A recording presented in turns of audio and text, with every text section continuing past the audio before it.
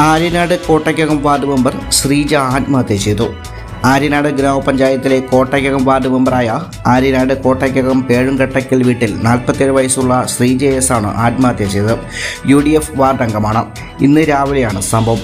Rubber ഷീറ്റിന് വീട്ടിൽ സൂക്ഷിച്ചിരുന്ന ആസിഡാണ് കുടിച്ചത്. സാമ്പത്തിക പ്രശ്നമാണ് മരണത്തിന് കാരണമെന്നാണ് വിവരം. മൈക്രോ ഫിനാൻസുമായി ബന്ധപ്പെട്ട് നാട്ടുകാർക്ക് പണം കൊടുക്കാനുണ്ടെന്ന ആരോപണവുമായി ബന്ധപ്പെട്ട ഇവർക്കെതിരെ ഇന്നലെ CPM ആര്യനാട് ലോക്കൽ കമ്മിറ്റി പ്രതിഷേധ ധർണ നടത്തിയിരുന്നു. ഇതിൽ മനംനൊന്താണ് ആത്മഹത്യ ചെയ്തതെന്ന് കോൺഗ്രസ് ആരോപണമുണ്ട്. 80 ലക്ഷത്തോളം രൂപയാണ് ഇവർ പലർക്കും കൊടുക്കാനുള്ളതെന്നാണ് ആരോപണമുള്ളത്. മൃതദേഹം ആര്യനാട് സർക്കാർ ആരോഗ്യ കേന്ദ്രത്തിൽ. പോലീസിന്റെ ഇൻക്വസ്റ്റ് നടപടികൾക്ക് ശേഷം മൃതദേഹം മെഡിക്കൽ കോളേജിലേക്ക് മാറ്റും.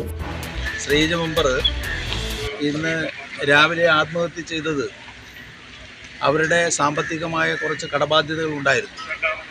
ആ കടബാധ്യതകൾ തീർക്കാൻ വേണ്ടി അവരുടെ വീടും സ്ഥലവും പണയപ്പെടുത്തി KSFEയിൽ നിന്നും വായ്പ തരപ്പെടുത്തുന്നതിനുള്ള നടപടികൾ പൂർത്തീകരിച്ച് എല്ലാ കൊടുക്കാനുള്ള ആളുകളെയും വിളിച്ച് ഞാൻ 30-ാം തീയതിക്ക് മുമ്പ് പൈസ തരുമെന്ന് പറഞ്ഞു എന്ന് മനസ്സിലാക്കിയ CPM നേതൃത്വം കഴിഞ്ഞ ഒരാഴ്ചക്കാലമായി ഇവിടെ നാട് മൊത്തം ശ്രീജയ്ക്കെതിരെ അപമാനമുണ്ടാക്കുന്ന ബോർഡുകൾ വയ്ക്കുകയും ഇന്നലെ ആര്യനാട് ജംഗ്ഷനിൽ പ്രതിഷേധവും പോസ്റ്ററും ഒട്ടിച്ച് പ്രതിഷേധ പരിപാടി ജംഗ്ഷനിൽ നടത്തി. ആര്യനാട് ഗാന്ധി ജംഗ്ഷൻ.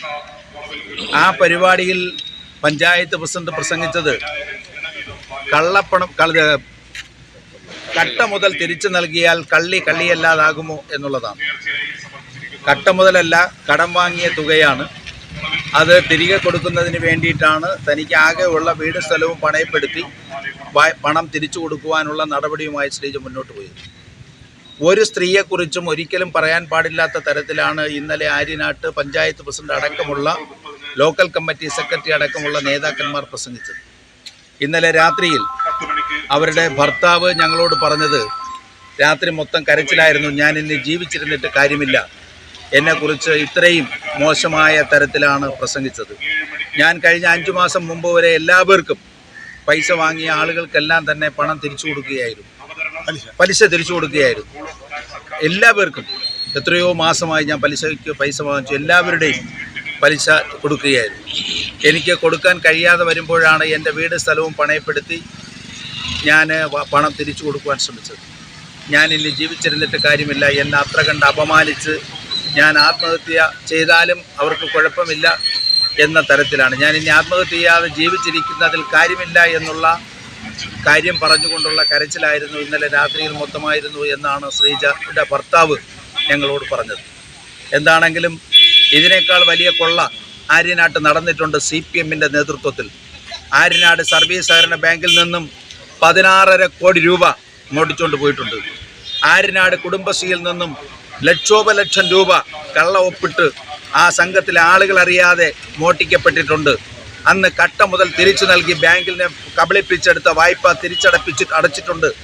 അപ്പോഴൊക്കെ ഞങ്ങൾ പ്രതിഷേധ പ്രകടനവും പ്രതിഷേധ പരിപാടികളും നടത്തിയിട്ടുണ്ടെങ്കിലും ഒരാളെയും വ്യക്തിഹത്യ നടത്തുന്ന പരിപാടികൾ ഞങ്ങൾ ചെയ്തിട്ടില്ല. എത്രയോ വലിയ വലിയ കൊള്ളകൾ ഈ നാട്ടിൽ നടന്നു. അന്നുമൊക്കെ മനുഷ്യത്വപരമായിട്ടാണ് ഞങ്ങൾ ഇടപെട്ടിട്ടുള്ളത്. പക്ഷേ വളരെ ശ്രദ്ധേയമായ പ്രവർത്തനങ്ങളിലൂടെ സ്വന്തം വാർഡിനകത്തുള്ള ഈ പഞ്ചായത്തിനകത്തുള്ള മുഴുവൻ ആളുകളുടെയും മുമ്പിൽ വളരെ ജനകീയമായി പ്രവർത്തിച്ചിരുന്ന വ്യക്തിയാണ് ശ്രീമതി ശ്രീജ.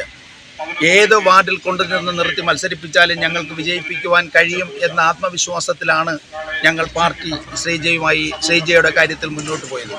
പക്ഷേ ശ്രീജയുടെ സാമ്പത്തിക ബാധ്യത അത് അവർ വ്യക്തിപരമായി പല ആളുകളുടെ കയ്യിൽ നിന്നും കടം വാങ്ങിയിരുന്നു.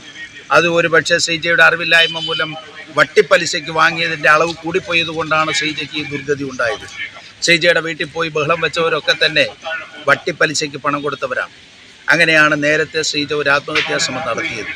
ഏകദേശം 1 മാസക്കാലത്തിന് ശേഷമാണ് ആശുപത്രിയിൽ നിന്നും ശ്രീജ പുറത്തു വന്നത്. അതിനുശേഷവും ശ്രീജ വളരെ ദുഃഖിതയായി താൻ വാങ്ങിയ പൈസ തിരികെ കൊടുക്കുവാനുള്ള അശ്രാന്തമായ പരിശ്രമവുമായി മുന്നോട്ട് പോവുകയായിരുന്നു. എല്ലാവരോടും ശ്രീജ വിളിച്ച് 30-ാം തീയതിക്കുള്ളിൽ പൈസ തിരിച്ചു കൊടുക്കും എന്ന വാക്കാണ് നൽകിയത്. പക്ഷേ CPMൻ്റെ നേതൃത്വത്തിൽ നടത്തിയ വളരെ മോശമായ പദപ്രയോഗങ്ങൾ, പ്രസംഗങ്ങൾ ഇന്നലെ നടത്തിയ പദപ്രയോഗങ്ങൾ, പ്രസംഗങ്ങൾ. അതിന് നേതൃത്വം കൊടുത്തത് താൻ ഇഷ്ടപ്പെട്ടിരുന്ന, താൻ പല കാര്യങ്ങളിലും സമീപിച്ചിരുന്ന, സഹായിച്ചിരുന്ന പഞ്ചായത്ത് പ്രസിഡന്റിൻ്റെ നേതൃത്വത്തിലാണ് എന്നുള്ളതാണ് ശ്രീജയെ അലട്ടിയ വിഷയം എന്നാണ് ശ്രീജയുടെ ഭർത്താവും മക്കളും ഞങ്ങളോട് പറഞ്ഞിട്ടുള്ളത്. അതുകൊണ്ട് തന്നെ പാർട്ടിയും UDF-ഉം എല്ലാം ഒറ്റക്കെട്ടായി ആലോചിച്ചുകൊണ്ട് വളരെ ശക്തമായ പ്രക്ഷോഭ പരിപാടികൾക്ക് ഞങ്ങൾ നേതൃത്വം നൽകും.